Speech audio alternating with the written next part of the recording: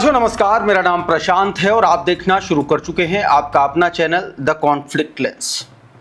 दोस्तों, अब ये बात कंफर्म हो चुकी है कि अली लारीजानी की मौत हो चुकी है। अली लारीजानी के साथ उनकी बेटी और उनके और परिवार के जो सदस्य हैं, उनके जो सुरक्षाकर्मी हैं, उनकी मौत हो चुकी है। इस खबर के बारे में आप सब जान चुके होंगे, लेकिन अब मैं उस खबर के बारे में आपको बताने जा रहा हूं नामों के साथ, जिसमें यह कहा जा रहा है, यह दावा किया जा रहा है कि इन लोगों को बीती रात अपने बहुत खतरनाक और एक तरीके से अब तक की जंग के सबसे बड़े मिसाइल अटैक में ईरान ने इजराइल के कई अफसरों को, एक तरीके से जिसमें बताया जा रहा है कि इजराइल के बेंजामिन नेतन्याहू की कैबिनेट के एक बड़े चेहरे को एलिमिनेट कर दिया है, उसको मार दिया है, उसको ढेर कर दिया है। आज सबसे पहले मैं उन तस्वीरों के बारे में आपको वो तस्वीरें, वो खबरें सबसे पहले दिखाऊंगा। हमलों की भी तस्वीरें दिखाऊंगा कि इजराइल के कई इलाकों में खुर्रम शहर 4 मिसाइल समेत तमाम सारे अपने अत्याधुनिक हथियारों से ईरान ने हमले किए हैं। 100 से ज़्यादा मिसाइल अटैक किए हैं और उसमें तेल अवीव से लेकर के इजराइल के कई सारे शहर जो है वो पूरी तरीके से तबाह हो चुके हैं।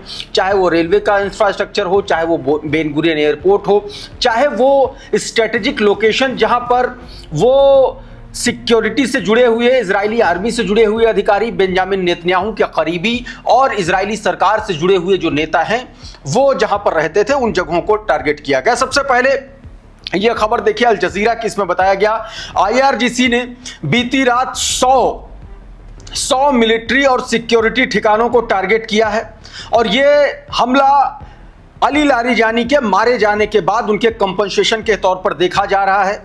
अल जजीरा की यह खबर है और उसका कंपनसेशन क्या है, बिना देरी किए यह खबर देखिए।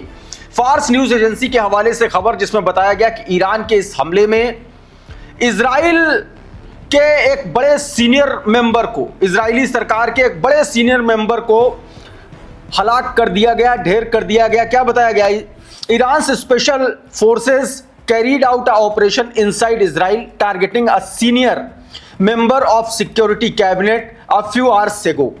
यह सीधे तौर पर बताया गया है कि इजराइल के सिक्योरिटी कैबिनेट के एक बड़े चेहरे को टारगेट किया है, उस पर एक तरीके से उसको असैसिनेट करने के लिए उस पर हमला किया और दावा यह किया जा रहा है कि उसको एक तरीके से हलाक कर दिया गया है। एक और तस्वीर देखिए, यह तस्वीर देखिए, बीती रात जो हमला किया गया रमत गन इजराइल में, तेल अवीव में, वहां पर दावा किया जा रहा है कि मेजर जनरल यारोन फ्लिंकमैन, इनकी हत्या कर दी है ईरान ने। यह तस्वीर उनकी है और यह उस हमले के बाद तस्वीरें। बताया जा रहा है कि जो दो लोगों के मारे जाने का जिक्र जिसमें किया जा रहा है, इसमें तमाम सारे लोग दावा कर रहे हैं कि और भी लोग हो सकते हैं और जिनमें इनका नाम शामिल बताया जा रहा है। इनका नाम मेजर जनरल यारोन फ्लिंकमैन, ये मिसाइल हमले में मारे गए हैं और ये अपने आप में एक बड़ा बदले के तौर पर देखा जा रहा है। इतना ही नहीं, एक और खबर है, खबर ये देखिए जरा आपकी स्क्रीन पर। रिपोर्ट्स के मुताबिक बताया जा रहा है कि इजराइल के फॉर्मर आर्मी चीफ गाडी स्कॉट, इनकी भी हत्या हो गई है, ये भी ईरानी हमले में मारे गए हैं। काविश ने ये ट्वीट किया है। क्या बताया, आपकी स्क्रीन पर देखिए जरा ये ट्वीट। मैं आपको इसको हिंदी में बताने की कोशिश करता हूं कि इसमें क्या चर्चा की गई है, क्या बताया गया है। देखिए जरा ये इसमें क्या बताया गया। बताया गया कि reports suggested that Israel farmer army chief, जो इजराइल के फॉर्मर आर्मी चीफ हैं गाडी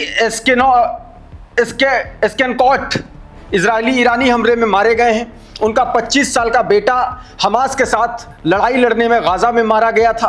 कहा जा रहा है कि उनका पूरा परिवार खत्म हो गया है। फ़लस्तीन, लेबनान, सीरिया और ईरान के बच्चों की हत्यारे धीरे धीरे मर रहे हैं। ये बात इस ट्वीट में कही गई है। एक और बड़ी खबर है और दावा यह किया जा रहा है कि ईरान के बड़े ऑफिशियल्स की लोकेशन इंटेल प्रोवाइड करने वाला तेहरान, ईरान के भीतर मौजूद एक जासूस को, मोसाद के जासूस को ईरान ने फांसी दे दी है। रेयान रोज़बियानी का ये ट्वीट आपकी स्क्रीन पर, इसमें देखिए क्या बताया गया। दावा किया गया है कि इसकी जो मौत हुई है, इसमें जो कहा जा रहा है कि ईरान में ये जासूस पिछले साल जून में 12 दिनों की जब जंग हुई थी उस दौरान पकड़ा गया था। कोरोश किवानी नाम का यह व्यक्ति जो इजराइल के लिए जासूसी कर रहा था, उसको फांसी दी गई है। उस पर आरोप था कि उसने संवेदनशील ठिकानों की तस्वीरें और जानकारी मोसाद के अधिकारियों को दी। सुप्रीम कोर्ट से पुष्टि और कानूनी प्रक्रिया होने के बाद उसको सजा के लिए अंजाम तक पहुंचाया गया, ये बात कही जा रही है। एक और खबर देखिए, ये साइलेंस साइरस के हवाले से, इसमें यह दावा किया गया, बताया गया कि इजराइल का सबसे प्रोमिनेंट फेस कहा जा रहा है कि वो भी इस हमले में मारा गया है, ऐसा दावा किया गया। इस खबर में देखिए, ये दावा है नफतली बेनेट, ये कल रात मारे गए हैं, ऐसा दावा किया जा रहा है, जिसमें सीधे तौर पर ये आप कह लीजिए कि अपने आप में ये बड़ी बात है। अगर इस तरीके का कोई असैसिनेशन होता है तो अब जरा देखिए इसको, इस ट्वीट में देखिए क्या बताया गया। Why do Israeli always hide their casualties and never tell the truth. कहा गया क्या इजरायली आखिर क्यों हमेशा सच छिपाते हैं, अपनी मौतों को स्वीकार क्यों नहीं करते अधिकारियों को। बताया गया कि major blow for Israel, reports claim that the Naftali Bennett expected to become prime minister was eliminated last time। बताया जा रहा है कि इनको माना जा रहा था कि अगले प्रधानमंत्री हो सकते हैं, वो बीती रात जो है उनकी हत्या कर दी गई है, एलिमिनेट कर दिया गया है। एक और तस्वीर देखिए जिसमें यह दावा किया गया है कि हिजबुल्लाह ने लेबनान एक तरीके से के पास 30 इजरायली सोल्जर्स को अब तक मार चुका है, यह दावा किया गया। ग्लोबल जर्नल का यह ट्वीट जिसमें एक वीडियो पोस्ट किया गया और एक ट्वीट किया गया जिसमें बताया गया कि Israel regretted trying to cross the border, Hezbollah forces in Lebanon killed at least 30 Israeli soldiers, Israel heavily relied upon tanks were blown up one by one, here are the images। ये बात इसमें कही गई है। ये हिजबुल्लाह ने जो बीते दिनों में इजराइल में हमले किए हैं, तमाम सारे आईडीएफ के सैनिकों को मारा गया और इस संख्या 30 बताई जा रही है इसके हवाले से।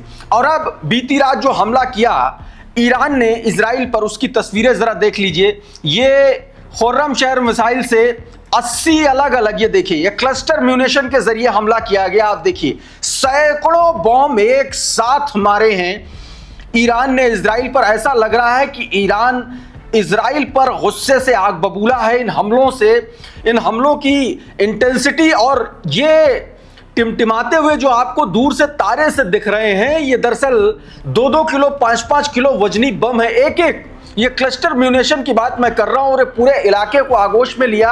और बताया जा रहा है कि railway station, metro station, airport, Ramat Gan, हर जगह पर हमला किया है और पूरा तबाही मचा दी है। एक और तस्वीर देखिए, ये हमले के बाद की तस्वीरें। बताया जा रहा है कि इसमें कई सारे लोग मारे गए हैं इस इजरायली हमले में, माफ कीजिएगा ईरानी हमले में। इजराइल के भीतर एम्बुलेंस यहां पर है, हमले के फौरन बाद की तस्वीरें। काला दर्जनों लोग इसमें मारे गए हैं। सिचुएशन बहुत ज्यादा डरावनी है, इसमें दावा किया गया है। इस ट्वीट में ये जो ट्विटर हैंडल है उसने ये वीडियो शेयर किया है। एक और तस्वीर देखिए जरा, ये सेंट्रल इजराइल की तस्वीरें हैं। देखिए धुएं का गुबार, जबरदस्त तरीके से अटैक हुआ है। एक और ये तस्वीर देखिए, ये एक साथ ये होलोन की तस्वीरें हैं, इजराइल का होलोन। सबम्यूनेशन के जरिए यहां पर हमला किया गया और आप देखिए कि यहां पर जो खड़ी कारें थी वो स्वाहा हो चुकी हैं, आग लग चुकी है। रेस्क्यू की टीमें पहुंची हैं, आग बुझाने की कोशिश कर रही हैं। ड्रॉप साइट ने ये ट्वीट किया है। कुछ और तस्वीरें आपको दिखाता हूं। ये जो मैंने आपको पहले तस्वीर दिखाई थी, ये बेन गुरियन एयरपोर्ट की तस्वीरें। बड़ा हमला किया गया है, पूरा एयरपोर्ट आप समझ लीजिए ऐसा नजर आ रहा है कि ईरानी मिसाइलों के आगोश में आ चुका है। देखिए जरा, एक ये तस्वीर और एक ये तस्वीर, दोनों तस्वीरें देखिए। कुछ तस्वीरें और दिखाता हूं।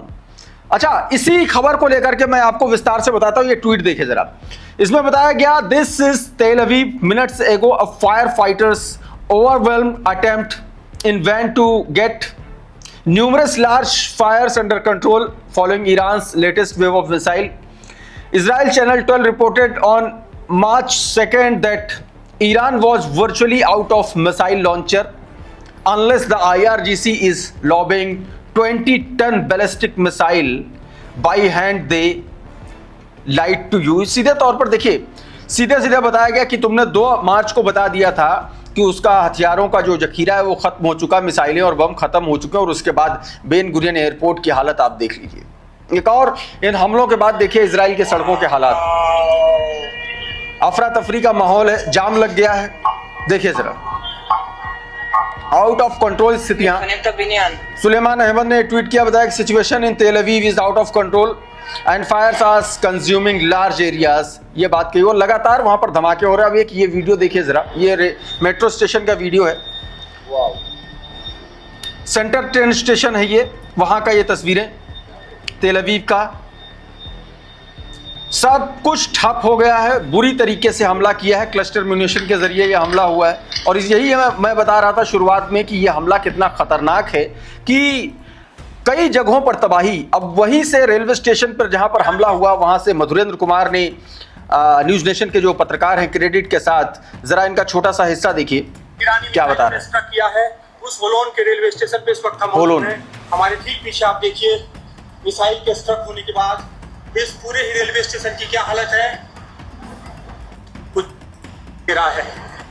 तो ये तस्वीरें मैंने आपको दिखाई। एक और तस्वीर देखिए, आज फिर अमेरिका के बगदाद स्थित एम्बेसी पर हमला किया ईरान ने। और आज का हमला कल वाले हमले से ज़्यादा बड़ा था, क्योंकि हमले के बाद आग की आगोश में पूरा एम्बेसी आ गया है। दावा यह किया जा रहा है इसमें कई अमेरिकन जो हैं, अमेरिकी अधिकारी जो हैं वो मारे जा सकते हैं।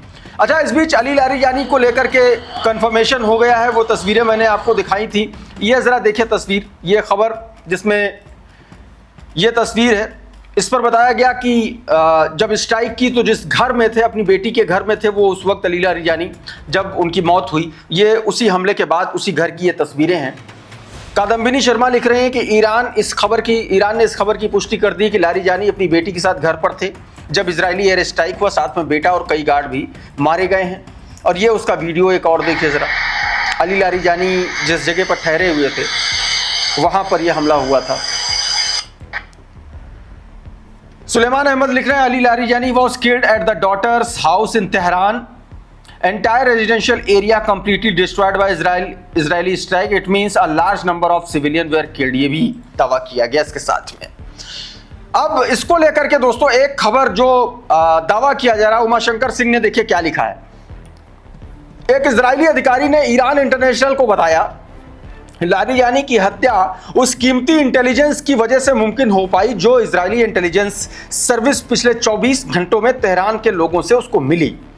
अधिकारी ने कहा कि हाल के दिनों में लारिजानी ने घमंडी बर्ताव किया था, वो अक्सर पब्लिक में दिखाई दे रहा था, लोकल और इंटरनेशनल मीडिया से बात कर रहा था और इस वजह इस तरह खुद को सबके सामने ला रहा था, जिससे आखिरकार उसकी पहचान हो गई। ये बात इसमें कही गई। अच्छा, इनके सक्सेसर के तौर पर भी एक नाम चलने लगा है। ये आपकी स्क्रीन पर देखिए, ये तस्वीर जो है बताया जा रहा है कि ये संभावित तौर पर अली लारिजानी की जो है जगह ले सकते हैं। अब ये ट्वीट देखिए, इसमें क्या बताया गया कि जलीली जो है वो जगह ले, सईद जलीली, ये 2007 से 2013 तक सुप्रीम नेशनल सिक्योरिटी काउंसिल के सचिव रहे हैं। उस दौरान ईरान के मुख्य परमाणु वार्ताकार भी थे और इनका नाम बताया जा रहा है कि उनकी जगह पर सबसे आगे चल रहा है दोस्तों।